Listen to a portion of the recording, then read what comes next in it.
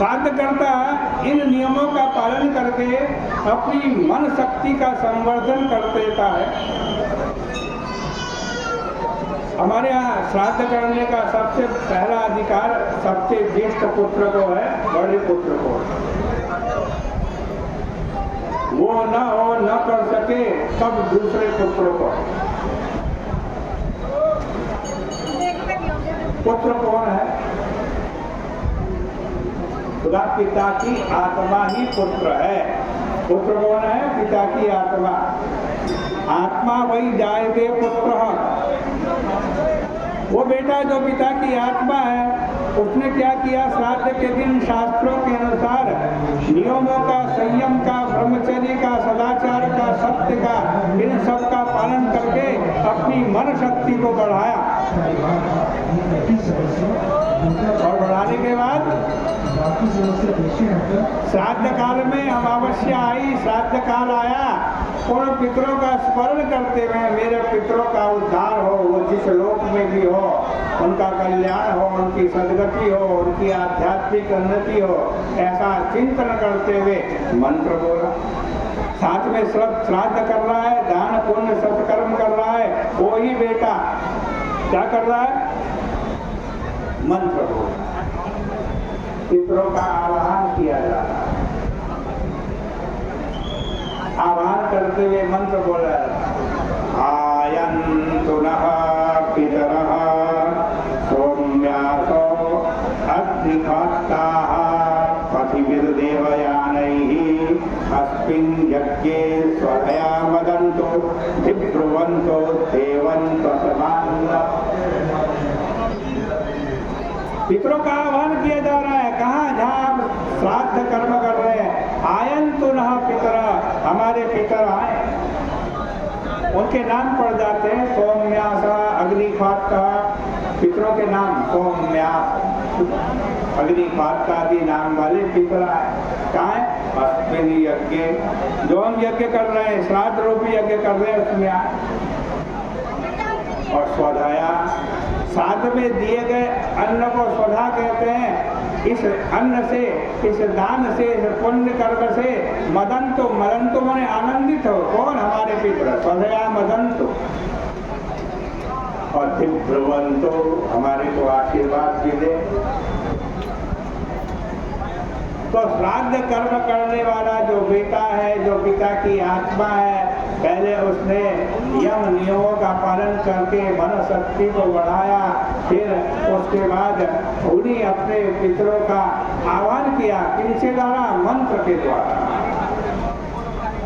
मंत्रों में बड़ी भारी शक्ति है भाई। मंत्र के तो अधीन देवता भी हैं, पितरों की तो बात क्या। मंत्राधीना ही देवता कहा। आप किसी भी देवता का मंत्र निरंतर जप करें, एक दिन वो देवता आपके अधीन हो जाएगा।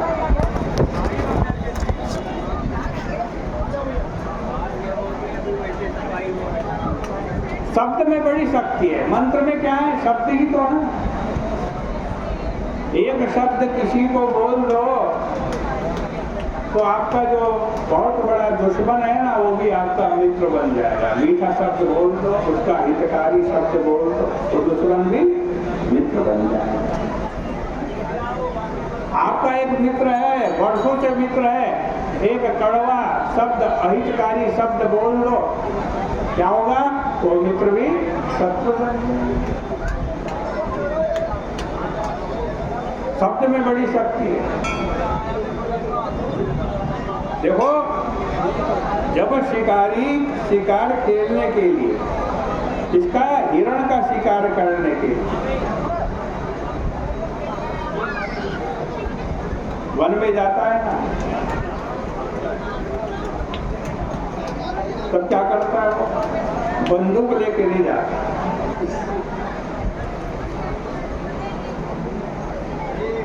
वो वीणा लेके जाता है, वीणा।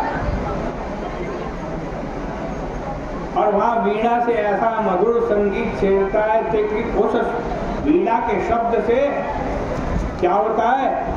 वीणा की ध्वनि से वो व्याध वशीभूत होकर के सामने आ जाता है और शिकारी के जाल में फंस जाता है। इतनी शक्ति है।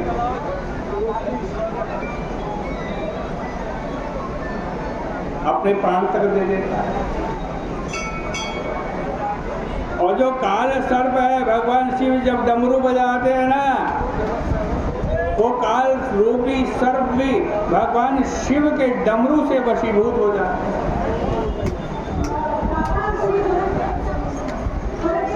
ये तो स्थूल शब्द है, स्थूल शब्द का इतना प्रत्यक्ष प्रभाव है, तो जो सूक्ष्म दिव्य शब्द रूप मंत्रों का असाधारण प्रभाव होगा, इसमें क्या संदेह हो सकता है। इसी मंत्र शक्ति का प्रयोग श्राद्ध में पितरों के ऊपर किया जाता है। और तीसरी है द्रव्य शक्ति। भाई,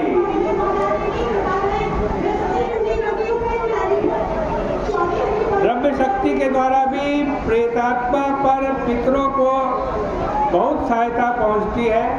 संसार में द्रव्य शक्ति की भी महिमा मंत्र शक्ति की तरह अपूर्व है। प्रत्येक द्रव्य के भीतर जीवन दान करने वाली, प्राण स्पंदन करने वाली कुछ न कुछ वैद्युतिक शक्ति देखी गई है। उन सब द्रव्यों के रासायनिक सम्मिश्रण द्वारा वैद्युतिक शक्ति को पकड़ करके तार द्वारा संवाद भेजना, पंखा चलना, प्रकाश कर देना, गाड़ी चलाना आदि प्रक्रिया आजकल वैज्ञानिक जगत में आज विशेष संपत्ति बनी है।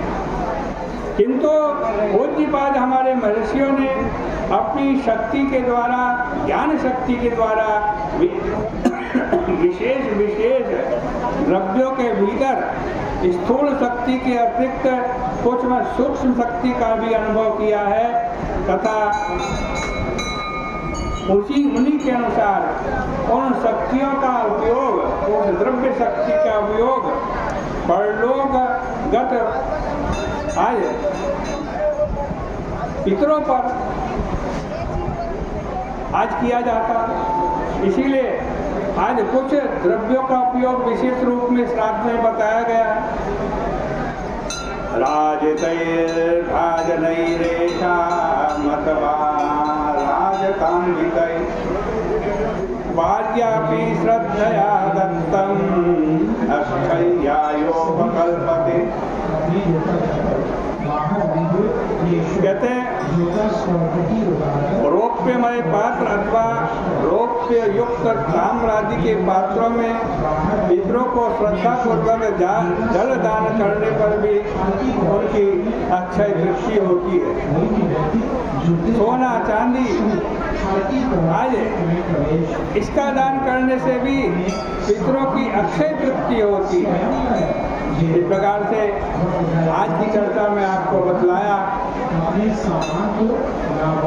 कि पितरों की मुक्ति के लिए, पितरों की सद्गति के लिए, पितरों की आध्यात्मिक उन्नति के लिए श्राद्ध कर्म में उन पितरों के ऊपर 3 शक्तियों का उपयोग होता है।